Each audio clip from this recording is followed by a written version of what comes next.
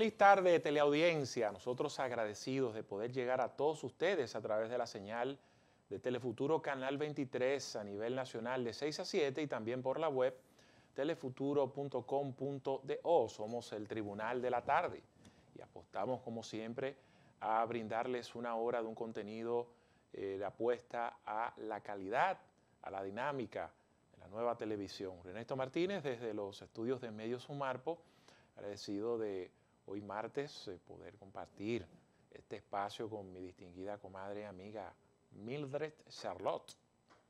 Así es, estar juntos para mí es un motivo de inmensa gratitud y también de manera particular, pues estar con toda la gente que ha estado y nos ha acompañado en todos estos años. Y de 6 a 7 somos su elección predilecta para informarse y edificarse de todo lo que acontece. Así que hoy tenemos un programa cumpliendo esos objetivos. Llevarles a ustedes la información de actualidad.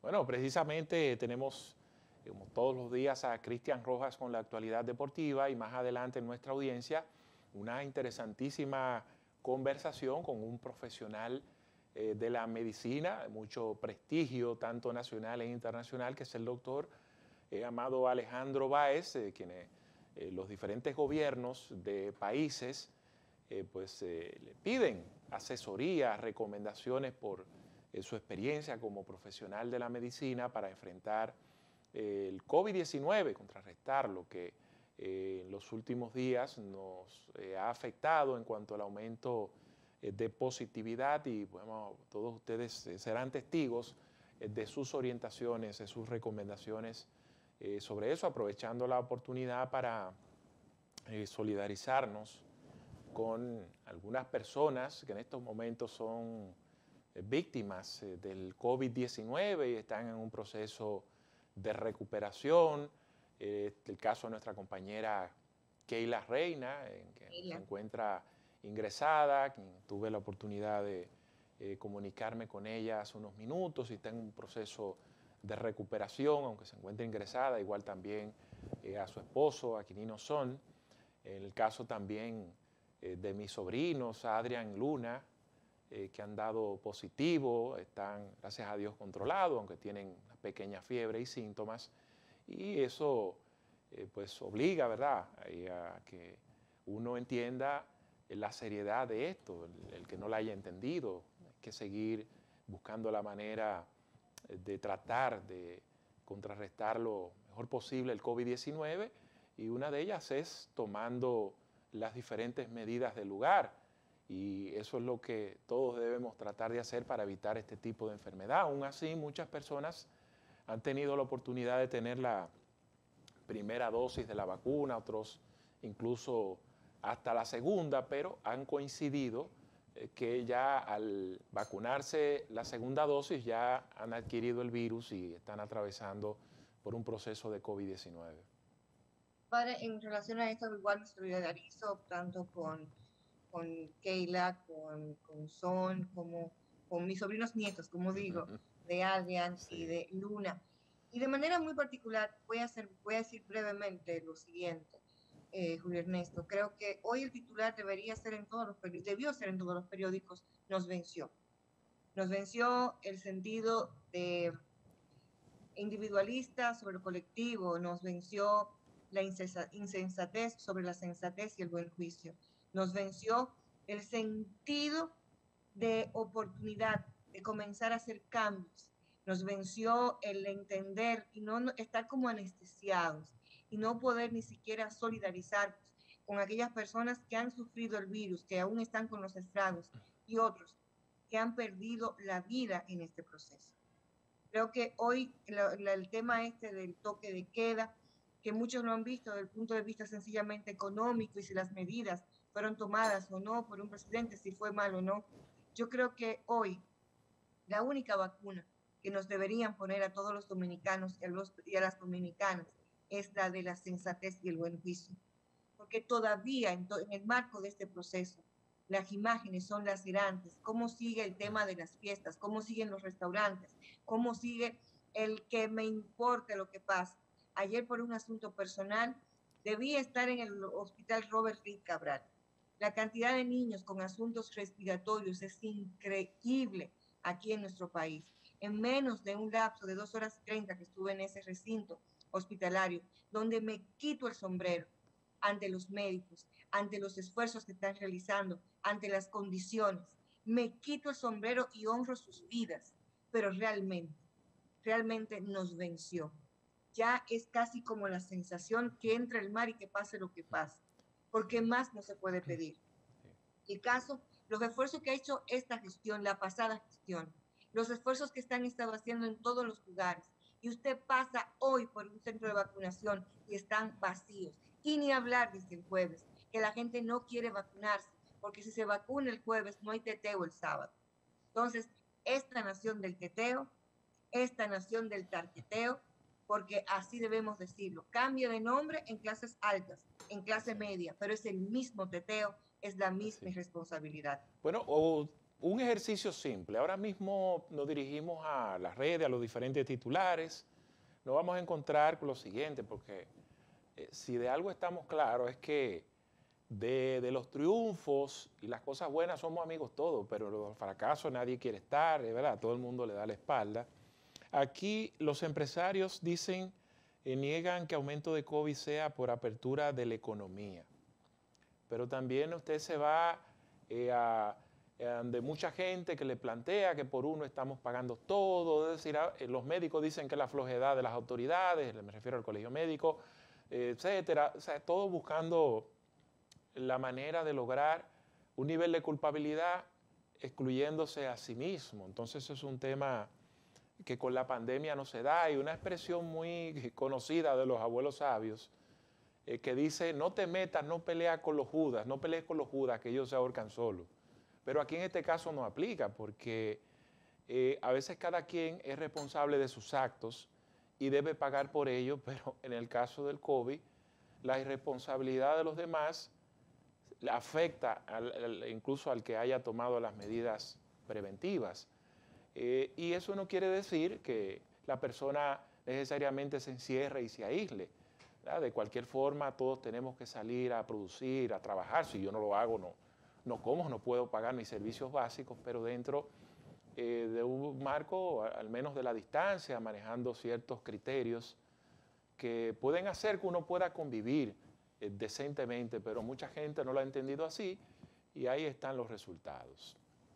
Vamos de esta forma, si producción así nos lo permite, a un contacto de publicidad para dar continuidad a lo que es nuestro contenido de hoy. Nos viene Christian Sport y más adelante nuestra audiencia con el doctor Amado Alejandro Báez.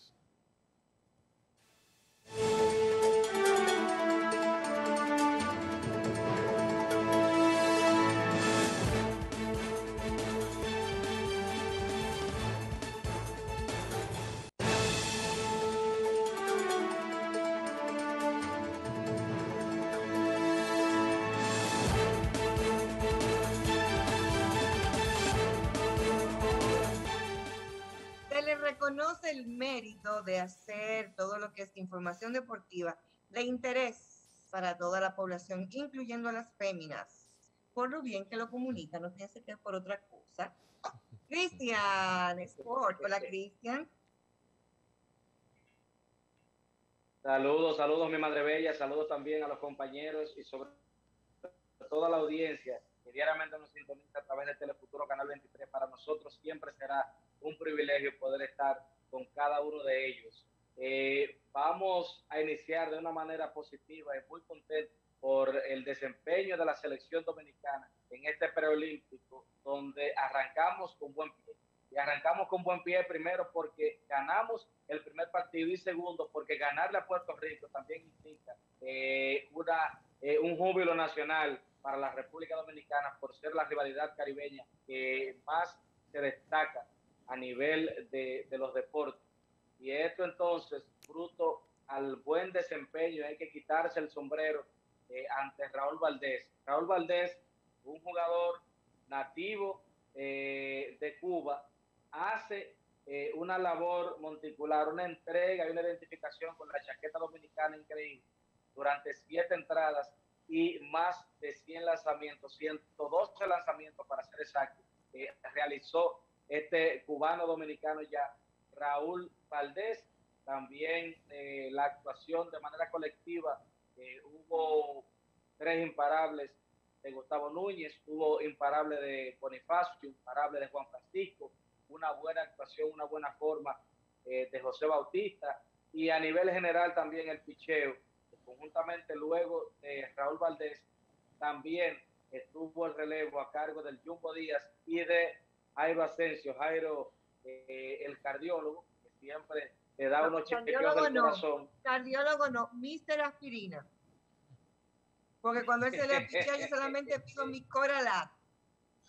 Exactamente. Entonces, en el caso de República Dominicana, fue un trabajo colectivo increíble y obtuvimos la primera victoria. Hoy ya en minutitos, a eso de las 7, estará empezando el segundo partido ante la selección de Estados Unidos. Esperemos que todo salga igual que ayer y que Dominicana pueda aprovechar también la coyuntura. Ojalá de que Radamés Liz, que es el abridor que va hoy, pueda cubrir buenas entradas, pero de lo contrario, el relevo está descansadito porque ayer solo utilizamos a 3 lanzadores gracias a la buena labor de Raúl Valdés. En el béisbol de Grandes Ligas, ayer 7 dominicanos se fueron para la calle, pero encabezados por Fernando Tatis Jr., quien conectó su cuadrangular número 16 de la temporada.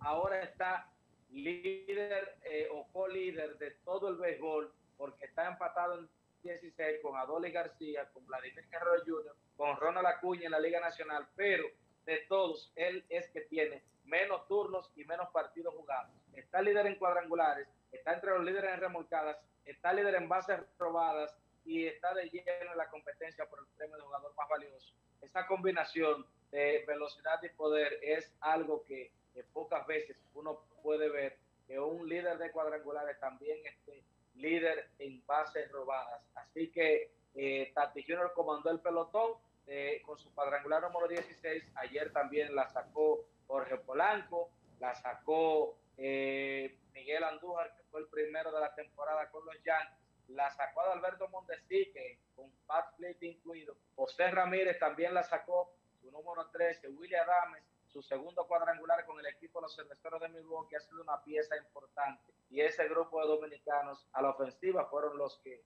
más se destacaron en la jornada de ayer.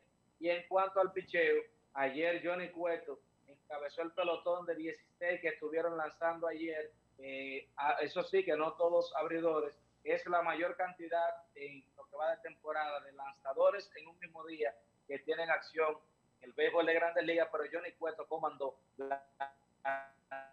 lanzando 7 entradas en blanco de apenas 7 entradas, perdón, de esta victoria. Y qué bien que el veterano ha estado jugando y siendo parte importante del buen inicio de los Gigantes de San Francisco. En el baloncesto de la NBA, ayer 2 series vieron acción, la del equipo de los Wizards de Washington y la de los 76ers, que evitaron la barrida de los Wizards de Washington, aprovechando la salida de Joel Embiid de juego temprano. Solo jugó 8 minutos, se dio un golpe en la espalda baja en una acción al aro donde él cayó no muy bien, se mantuvo algunos minutos jugando, pero después no aguantó y tuvo que salir. Está día a día su situación para el juego 5. Los Wizards evitaron la barrida gracias a una buena actuación una vez más de Russell Westbrook, quien ayer tuvo 19 puntos,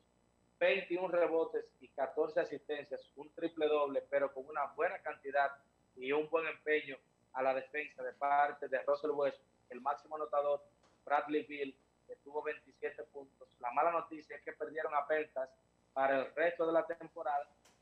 Tuvo un desgarre de grado 2 y se va a perder el resto de la temporada. Una baja sensible porque es uno de los jugadores que alimenta mucho a Russell Westbrook desde el perímetro de 3 puntos. La serie se coloca 3-1. Aún no hay pánico para el equipo de los 76ers. Y a segunda hora, la otra serie, estas 2 series son las de que menos han llamado la atención, pero los partidos han sido pues muy entretenidos. El equipo de Utah colocó la serie 3-1. Hay que darle crédito y todo el respeto a ese equipo de Memphis, porque ellos están plantados de frente ante el número uno de la conferencia oeste. Sin embargo, ellos han dado buenos partidos. Ayer Donovan Mitchell fue mucho con demasiado para el equipo de Memphis, que ahora coloca la serie Utah 3-1, esos 30 puntos y habilitando muy bien a sus compañeros, absorbiendo muchísima defensa de parte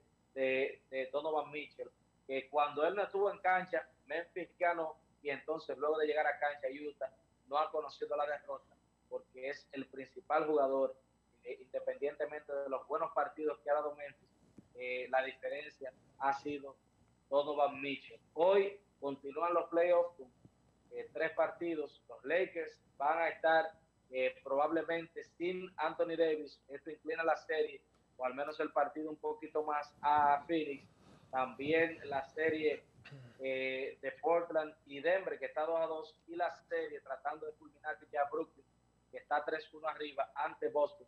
Son las 3 series que estarán disputándose en el día de hoy. En el baloncesto local, una jornada de victoria para el pase a la final. A primera hora, duelo de Santos, San Carlos y San Lázaro por el pase a la final, y a segunda hora, duelo de villanos, el Rafael Varias de Villacón ante el Mauricio Báez de Villajuana. Son los 2 partidos que estarán escenificándose por el pase a la final del baloncesto distrital. Hoy también las Reinas del Caribe vieron su segunda victoria de la Liga de Naciones, dominaron fácil 3-0 ante la selección de Corea, y mañana se estarán enfrentando a la selección de Polonia para luego descansar y más adelante volver a tener 3 partidos de manera consecutiva. En el béisbol de Grandes Ligas, Luis Severino sigue recuperándose. Ayer lanzó ante bateadores 3 entradas simuladas, lo hizo muy bien, y va a empezar su rehabilitación en salidas de ligas menores. Va a empezar el próximo sábado con una salida ante un equipo de liga menor, y dependiendo del resultado ya se acercará a los títulos de Grandes Ligas. Aquí también en la pelota dominicana hubo movimientos, porque los Leones atracaron a las Estrellas Orientales, y hay que decirlo así. Los Leones adquieren, atención Julio Ernesto, adquieren a el primo de Vladimir Guerrero Jr., a Gabriel Guerrero, un jugador de ofensiva que puede aportar muchísimo, y que también en las esquinas va a aportar defensa y poder a esa alineación de los Leones. Y las Estrellas consiguen a Henry Martínez, un relevista con efectividad por encima de 4 en su actuación en la pelota dominicana. Así que, a mi entender, los Leones por mucho ganan este cambio, porque adquieren un bateador que en un momento incluso compitió por ser jugador más valioso en la pelota dominicana, y lo que ellos desprendieron se encuentra fácil o en el Caribe o en la propia Liga Dominicana, y de hecho ellos tienen muchos buenos brazos, o sea que la profundidad en el bullpen no se debilita, pero sí fortalece uno de los jardines de las esquinas, que están bien resguardados ahora con la llegada de Gabriel Guerrero. En el fútbol, Sergio El Kun Agüero llega al Barcelona, y esto puede ser un motivo también para tratar de convencer a Leo Messi para que se quede, su compañero de selección, su compañero también como amigo, y esto entonces, luego de las conversaciones, podría también inclinar un poquito la balanza para que Leo Messi se quede con el Barcelona. Y ya para finalizar, la sede de la Copa América será Brasil. Sorprendido mucha gente, porque se hablaba de Argentina, luego de la situación de salud, Argentina decidió no ser sede. Se hablaba de Chile, se hablaba de Ecuador, pero Chile solamente podría montar una parte, y Ecuador tiene la próxima sede más adelante, y por eso no quería montar una parte ni tampoco el evento completo. Y ahora Brasil, que para mí tampoco no es una buena sede, pero sorprende porque no estaba en la conversación lo primero, y lo segundo, la situación con el COVID-19 en Brasil está alarmante, pero todo está ya dicho, y se va a celebrar la Copa América a partir del mes de junio en Brasil.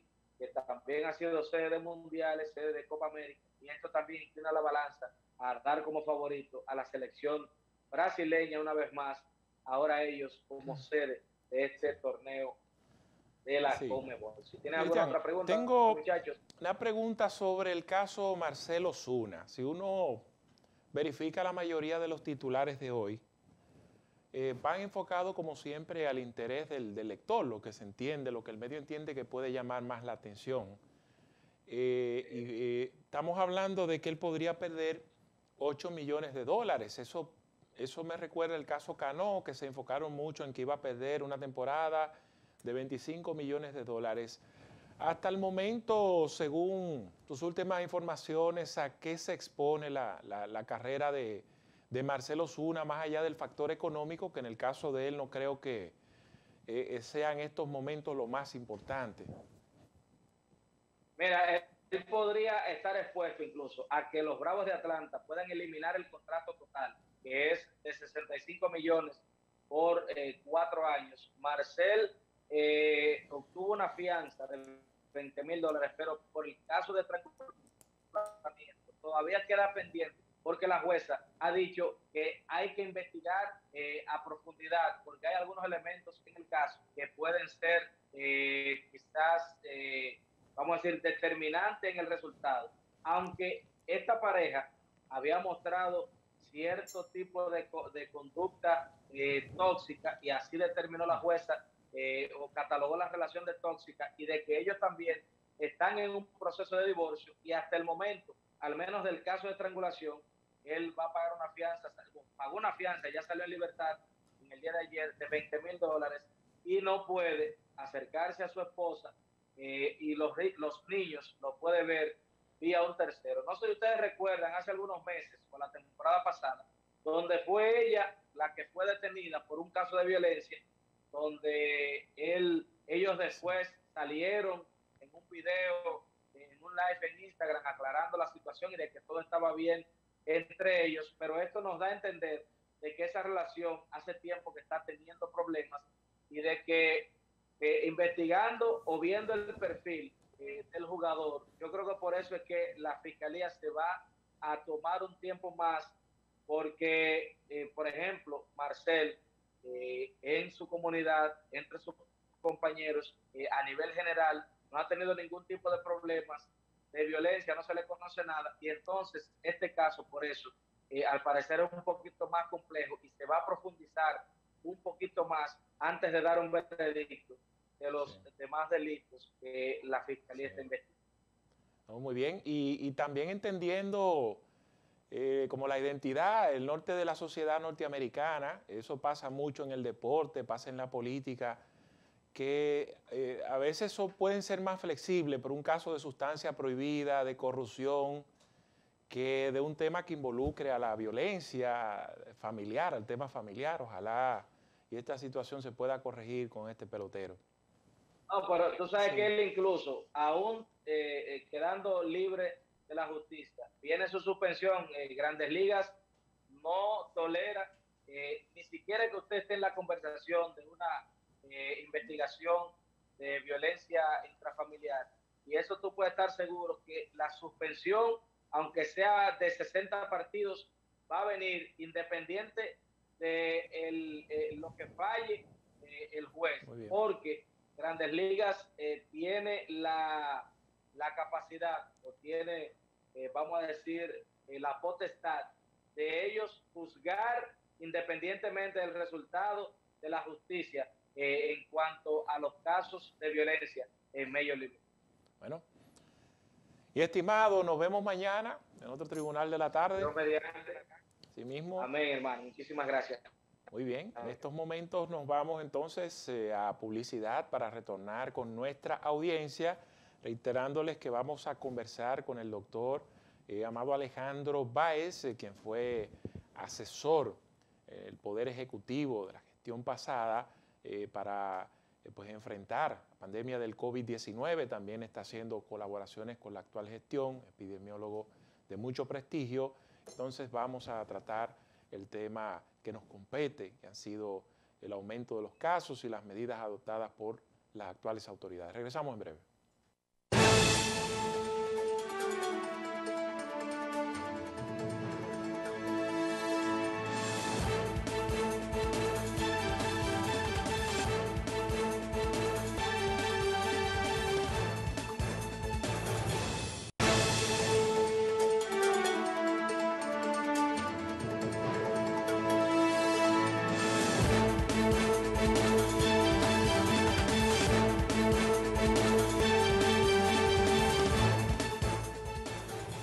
Damos la bienvenida en nuestra audiencia de hoy en el Tribunal de la Tarde vía Zoom al doctor Alejandro Báez, Amado Alejandro Báez, quien fue pues, asesor del Poder Ejecutivo para el combate del COVID-19 en la pasada gestión del presidente Danilo Medina. Un placer tenerle en este espacio, doctor. ¿Cómo se siente?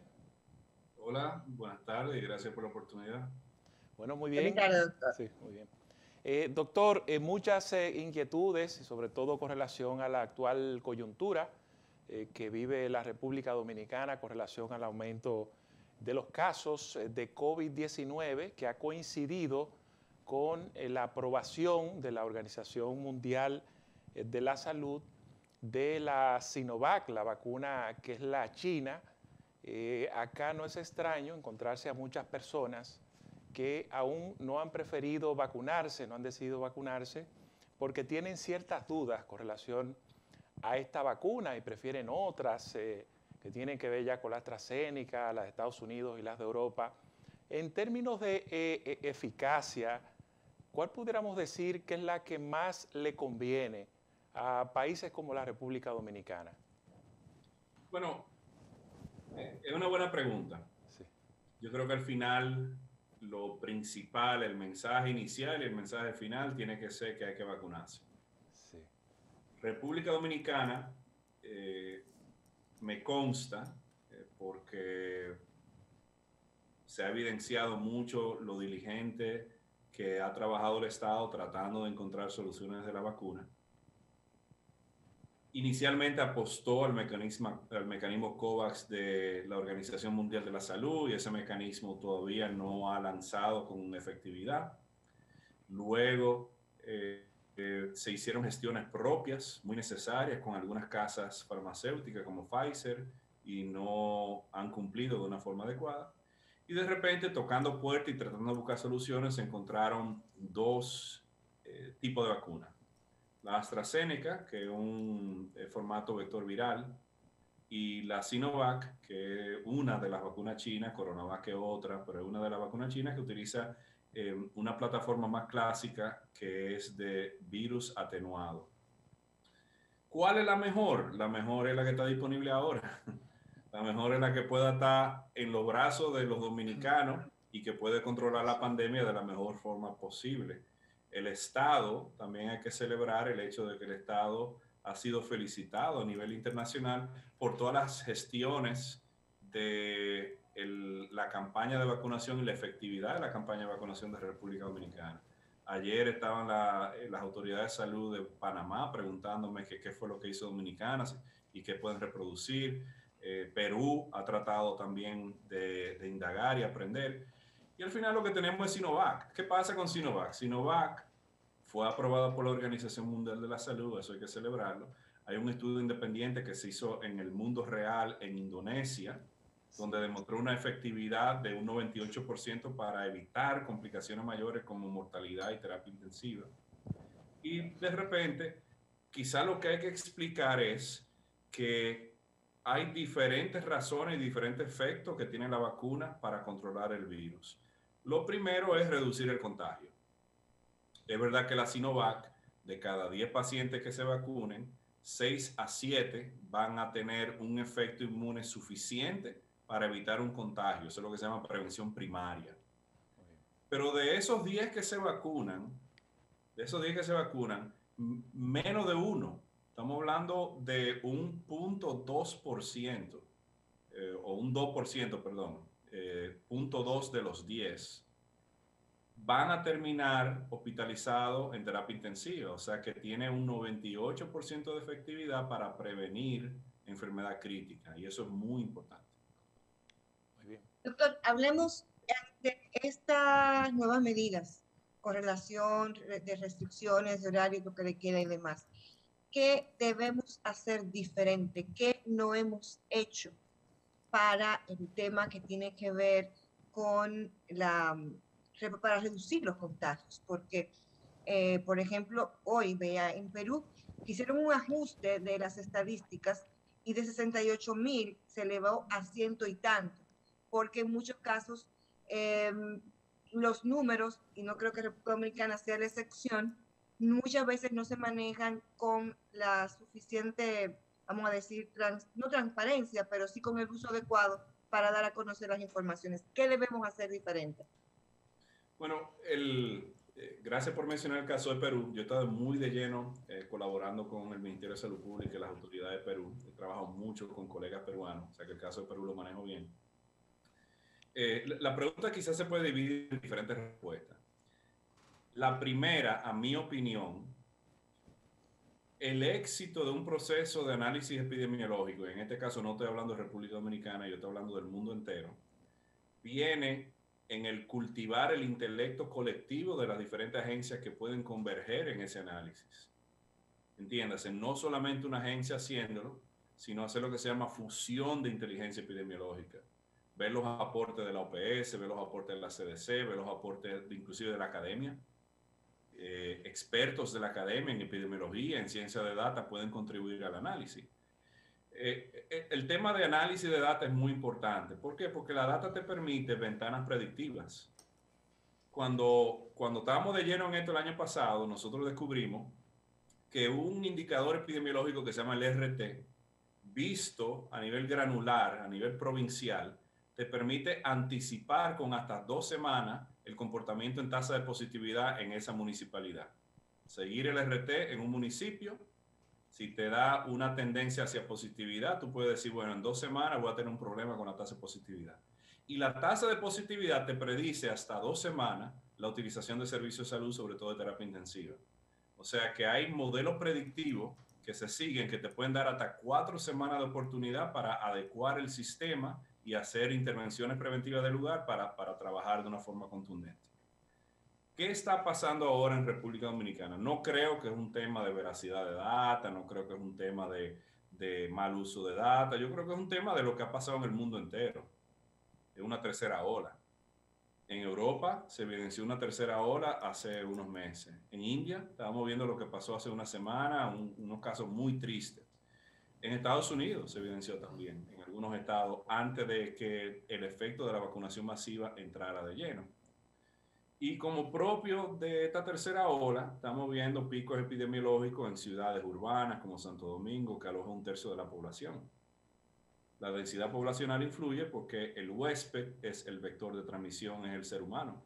El ser humano que transmite. Mientras más ser humano hay, más transmisibilidad va a haber. Por eso yo alerto también y felicito las medidas, o sea, quiero quizá tomar un punto aparte, felicitar las medidas, porque si se fijan, las medidas han sido inteligentes en el sentido de trabajar estrategias de prevención con teletrabajo, con horario segmentado de trabajo, con toque de queda. Todo esto son estrategias de distanciamiento. No es 6 pies de distancia. Vamos a trabajar como hay menos gente en la calle y en el trabajo para evitar ese contagio. Pero también le han dado de lleno y le han dado de duro a la vacunación. Eso es muy importante. También es importante celebrar el hecho de que hubo una resolución la semana pasada y basado en la interpretación específica de la data, se revisó esa resolución de una forma urgente ayer y se emitieron otras medidas importantes, incluyendo el análisis provincial. Ese análisis provincial basado en tasa de positividad responde a esa parte operacional de lo que es la inteligencia epidemiológica. Donde yo sí difiero es en un punto. La tasa de positividad es un indicador que no necesariamente refleja la utilización de los servicios de salud de cada provincia. Una cosa es los casos positivos en la provincia, otra cosa es los pacientes que se pueden referir de otras provincias hacia una provincia que tiene mayor capacidad hospitalaria, por ejemplo Santiago. Santiago tiene muchas provincias de la periferia donde reciben pacientes referidos. Dajabón, Montecristi, La Vega, Jarabacoa, esos pacientes van a Santiago a recibir servicios de salud. Entonces, la positividad de Santiago no necesariamente va a reflejar la utilización de los servicios de salud de Santiago.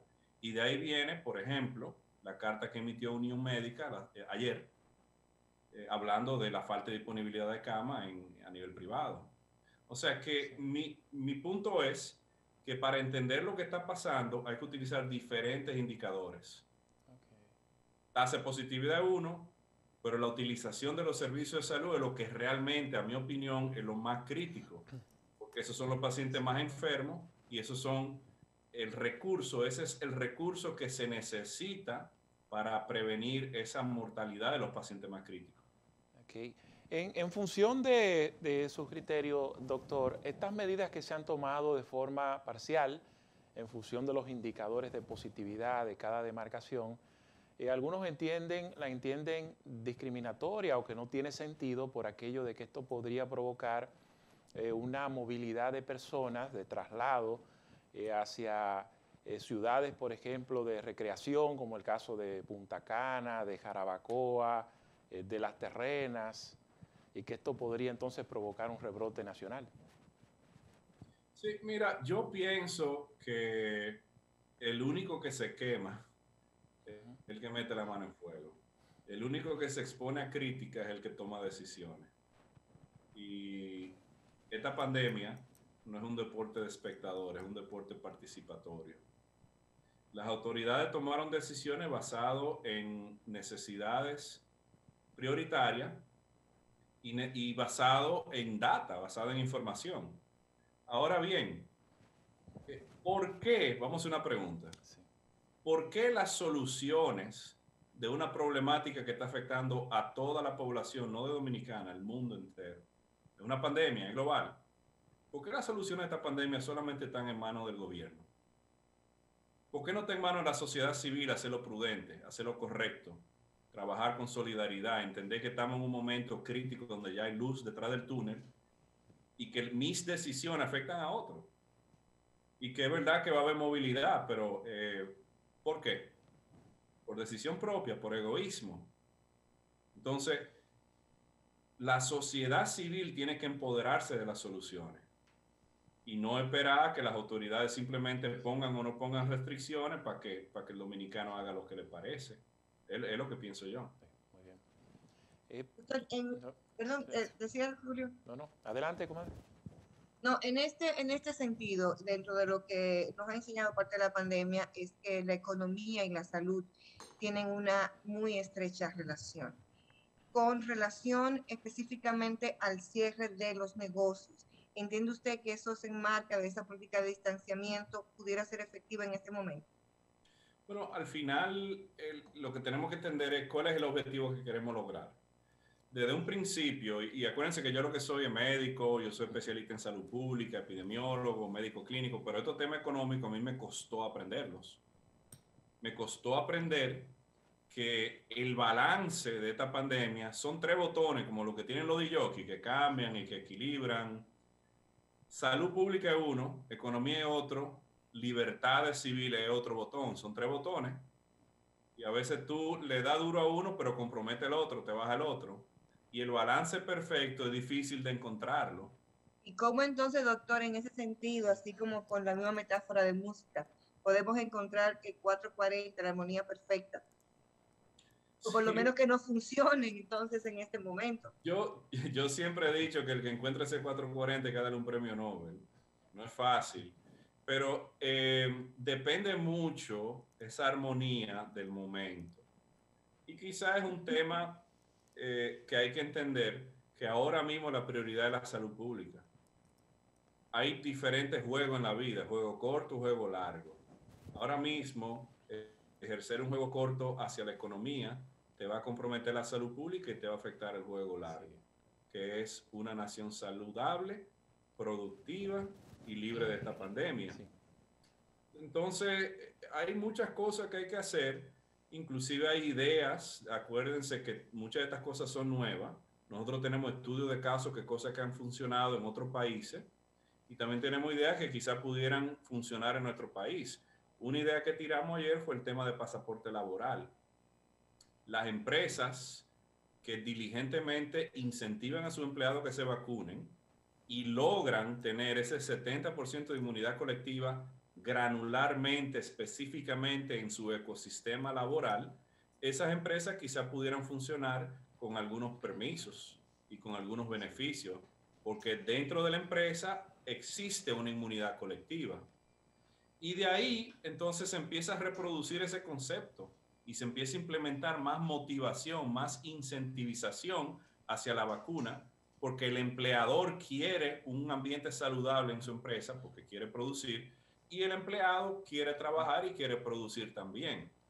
Esto yo creo que es importante porque cuando uno ve la curva de implementación de innovación, y en este caso quizá la vacuna, ese elemento, sabemos que va a haber un porciento importante de personas que se van a resistir al cambio, que se van a resistir a la innovación, que se van a resistir a lo que viene. Y para lograr ese 70% de inmunidad colectiva, 70% de los dominicanos tienen que estar a bordo con este concepto, tienen que apoyarlo y tienen que abrazarlo, no como una solución propia, sino como una solución colectiva. Sí. Doctor, usted seguro ha escuchado, al igual que todos nosotros, algunos quejarse sobre todo los que más se han visto afectados, pero a su vez han decidido vacunarse. Por ejemplo, sus 2 vacunas. Dice, bueno, no es justo que nosotros paguemos todos por algunos que se han descuidado y no hayan tomado en cuenta las medidas sanitarias, y por eso incluso se ha propuesto hasta pues que se busque la manera de que el que está vacunado no sea discriminado o no tenga esas medidas restrictivas como el que no tiene la vacuna. ¿Eso sanitariamente es posible lograrlo? Sí, bueno, aquí lo que hablamos es del balance entre incentivo y un régimen de consecuencia, ¿verdad? Sí. Esto es lo que en inglés llaman sticks and carrots, palito y zanahoria. La zanahoria es un incentivo. Hiciste algo bueno, te beneficia. Te vacunaste, tú puedes trabajar. Te vacunaste, tú puedes ir a hotel y vacacionar. Te vacunaste, tú puedes entrar a este restaurante que te gusta. O sea, incentivo.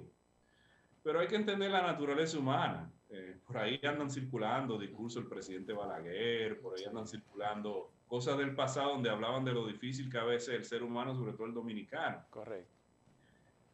Tengo muchos compañeros que recientemente llegaron de España, que hablaban de que en España se usa la mascarilla, el que no usa la mascarilla es criticado públicamente, o sea, se le confronta públicamente y se le llama la atención, y si aún así no la usa, se le multa con 500 euros. Entonces, tiene que haber un régimen de consecuencias sobre estas medidas necesarias y tiene que haber una motivación, una incentivización a la vacunación, entendiendo de que no es algo personal, que es algo colectivo. Y de esa forma yo he oído empresarios, sobre todo el sector turismo, de nuevo, yo tratando de entender este tema de economía, tratar de entenderlo, empresarios que dicen, mira, es verdad que en una democracia tú tienes tu derecho a decir que yo no me quiero vacunar. Tú tienes tu derecho a decir que tú no te quieres vacunar. Pero como empresario, yo también tengo derecho a decir que tú no entras a mi empresa si tú no estás vacunado. Es una democracia, es un país libre. Entonces las restricciones también las restricciones de entrada tienen que ser motivantes suficientes. Esto es un tema de que hay que abordarlo de diferentes perspectivas. Los influencers están muy de moda, hubo críticas que si los artistas urbanos eran adecuados para motivar a la gente a vacunarse. Yo creo que quien sea que tiene influencia y está enviando un mensaje positivo tiene que ser utilizado y tiene que ser celebrado. No sé si responde bien su pregunta. Sí, sí, correcto. Doctor, Haití. Haití como frontera, la situación haitiana en esos momentos, donde al igual que República Dominicana ya se afirma que circulan las diferentes variantes del COVID. Dentro del punto de vista epidemiológico, ¿qué hacer? Sí, yo no sé si saben, yo trabajo con Cancillería en la Dirección de Diplomacia de Salud y el proyecto principal que yo llevo es los hospitales en la frontera haitiana. O sea que el tema de salud en Haití, el proyecto es el acuerdo del presidente Moise y el presidente Abinader, que el segundo punto era salud y hospitales, ese proyecto lo llevo yo. El tema de la salud de Haití es preocupante, el tema de los indicadores de salud, el número de pruebas, la disponibilidad de vacunación, el brote que están viendo ahora, la declaración de estado de emergencia de hace 2 semanas, el monitoreo, las medidas de prevención, la disponibilidad de recursos de salud, de personal humano, todo eso es una combinación. Perdón, doctor, perdón, en esa parte también la creencia de la población en sentido general sobre las vacunas. Sí, bueno, el tema cultural siempre influye. Entonces, lo que quizá hay que enfatizar. Vimos como esta pandemia inició en China y en cuestión de semanas estaba en el mundo entero, incluyendo República Dominicana. Entonces vemos como la pandemia no tiene fronteras. Nosotros compartimos la misma con la vecina República de Haití. Los problemas de salud pública del lado haitiano afectan a la República Dominicana de una forma u otra. El principal motivante del proyecto que llevamos con los hospitales de Haití es la utilización de los hospitales dominicanos por parte de mujeres haitianas en cuanto a cuidado materno. Pero si quitamos cuidado materno y colocamos las deficiencias que tiene el sistema de salud haitiano, colocamos una frontera que compartimos con una misma isla, tenemos que entender de que la solución a la problemática de salud pública, en este caso vamos a llamarle pandemia de Haití, no es ignorar la realidad haitiana. La solución no va a ser ignorarlo. La solución no es decir, bueno, eso es un problema de Haití y que se quede ahí. La solución tiene que ser resolver. La solución tiene que ser entender, número uno, mis prioridades como República Dominicana. Y número dos, entender mis prioridades como República Dominicana, cómo son afectadas por la problemática de esta crisis de salud pública que está ocurriendo en la vecina República de Haití. Entonces, a mí me preocupa en lo particular el acceso a pruebas en Haití o la falta de acceso de pruebas en Haití. Me preocupa la limitante en el número de camas en Haití también. ¿Cuántas camas de hospitalización? En Haití hay 41 hospitales inscritos, registrados, para una población de 10 millones de habitantes, igual que República Dominicana. ¿Cuáles son las condiciones de esos hospitales? Y número 3, me preocupa el acceso a vacunas. Haití, como el país más pobre de este hemisferio, dependía totalmente del mecanismo COVAX. El mecanismo COVAX todavía no lanza, todavía no ejecuta. Entonces, tiene que haber soluciones de la comunidad internacional para ofrecer acceso a vacunas a la población haitiana. Porque no puede ser, esto no es una carrera de tiempo. Me preocupa esa situación y me preocupan las soluciones. Yo entiendo que, como bien lo está haciendo el presidente Abinader, la problemática de la frontera con Haití se resuelve con propuestas y con acciones. No ignorando los problemas y no cantando nacionalismo dominicano porque suena bonito y suena patriótico, pero ignorando que el real problema hay que resolverlo. No esconderlo dentro de una narrativa patriótica, sino encontrarle la solución para defender a tu patria. El verdadero patriota es el que busca soluciones, no el que se sienta a pregonar una narrativa anti-haitiana o una narrativa pro-nacionalista sin soluciones. Entonces, ahí es donde yo creo que está la solución, resolver. Y si no podemos resolver dominicanos porque tenemos nuestra premura, tenemos nuestras prioridades como nación, tenemos que hacer un llamado a la comunidad internacional para que contribuya a solventar esta crisis de salud pública en el país más pobre del hemisferio oeste. Muy bien. De mi parte cierro con dos en una, doctor. Sabe que dentro de las particularidades nuestras como dominicanos es a veces medir el nivel de culpabilidad de un hecho, el más o el menos culpable.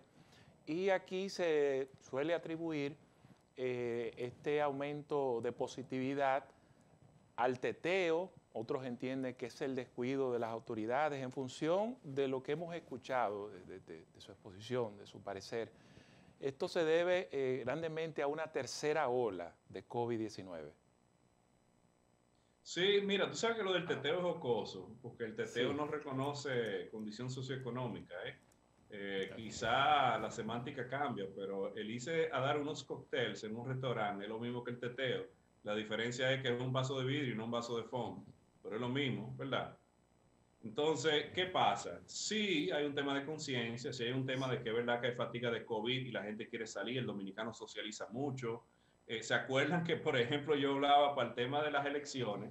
Que es verdad que nosotros sabíamos que para las elecciones iba a haber un rebrote, pero no era necesariamente por el proceso electoral, sino porque el dominicano fue a votar, pero se paró en un colmado 2 veces, a darse par de cerveza y a hacer cuento y a jugar dominó.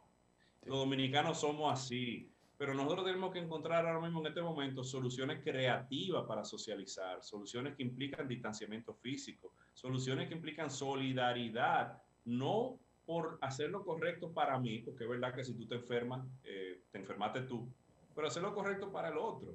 Y esas reuniones colectivas, llámenlo teteo, o llámenlo party, o llámenlo lo que sea, no es el momento adecuado. Inclusive yo como médico hice un llamado ahora a cancelar las reuniones, congresos, simposios médicos y reuniones grandes que se están haciendo en hoteles, en espacios cerrados, porque no es el momento. Específicamente hago el llamado para los eventos médicos porque no es el momento de que el médico esté haciendo simposios académicos, que son semifiestas, porque es verdad que son eventos académicos, pero que también se utilizan para socializar. Este es el momento para que el médico conscientemente lidere con el ejemplo. Y lo mismo se aplica en todos los sectores. Y lo mismo se aplica en el tema del teteo. En algún momento hablaron de la juca y yo te puedo decir que el pleito de la juca en salud pública se trata de escalabilidad y de un bien mayor. El pleito de la juca no hay que echarlo directamente con la juca, porque es un subgrupo, un segmento muy específico. El tema es hablar de actividades parecidas y limitar reuniones que puedan implicar contagios, que puedan implicar mayor positividad.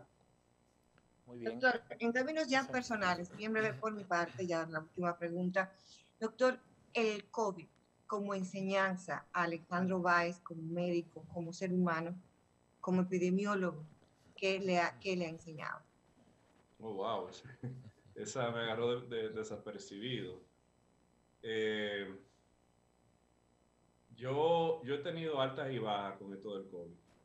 El COVID, por un lado, el año pasado, el presidente Medina me entregó un voto de confianza muy importante para poder abordar soluciones a esta pandemia.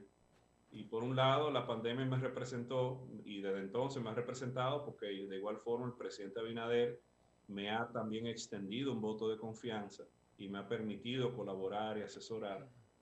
Por un lado, la pandemia me ha representado quizá de los momentos de mayor orgullo en mi vida profesional, de poder ayudar a mi país, el país que me vio nacer en el peor momento, la peor crisis de salud pública que nosotros vamos a vivir, es algo que abordé con mucho orgullo y abordé con mucho honor. Pero por otro lado, mis padres fallecieron de COVID. Papi falleció el 1 de enero, mami el 16 de enero. O sea que yo he sufrido igual o peor que muchos las consecuencias de esta pandemia. Y como clínico yo he llorado con pacientes, yo he tenido miedo viendo pacientes con COVID sin saber si yo iba a llevar esa enfermedad a mi familia. O sea que he tenido una serie de emociones asociadas. Y quizá, volviendo a su pregunta, ¿qué me ha representado? Yo quiero pensar que el revestimiento de plata de esta pandemia es que el mundo vuelva a entender que la solidaridad, la unión, es lo que funciona. Que el ser egocéntrico y el vivir una vida pensando nada más en ti no es una vida fructífera, no es una vida que te va a dar resultados ni que te va a dar felicidad. Y esto es una pandemia y por definición es global, las soluciones tienen que ser globales, las soluciones individuales no van a resultar en nada. En esta bolita con agua y oxígeno y tierra que vivimos todos, todos estamos conectados y el virus nos ha demostrado que estamos conectados y el virus nos ha demostrado que conectados es que tenemos que llevar la solución. Bueno, doctor Alejandro Amado Báez, nosotros agradecidos y orgullosos de esos grandes aportes que usted pues, ha brindado, esos servicios profesionales, sus capacidades para contrarrestar esta pandemia, y sobre todo el caso de la República Dominicana. Muchísimas gracias también por estar en este Tribunal de la Tarde y darnos sus orientaciones. Gracias por la oportunidad. Bueno, muy bien. De esta forma hemos llegado al final de esta entrega del Tribunal de la Tarde. Agradecidos de su sintonía, la invitación de Siva para mañana, cuando estaremos de 6 a 7 en otra entrega por Telefuturo Canal 23. Feliz noche para todos.